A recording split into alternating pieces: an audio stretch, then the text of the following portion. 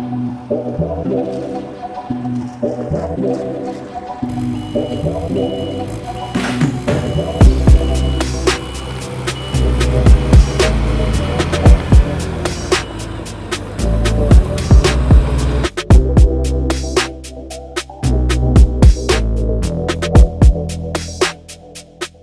morning, this is Michael with John's Waterproofing. I'm the structural manager.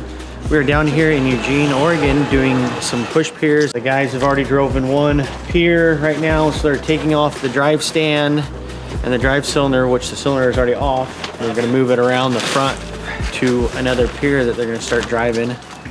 They've already dug the holes and mounted the brackets yesterday. And then today, now we're driving. And then we're gonna drive the 4 on the outside. Right now, Avery's driving pier number 1 location. He's driving down, getting into load-bearing strata.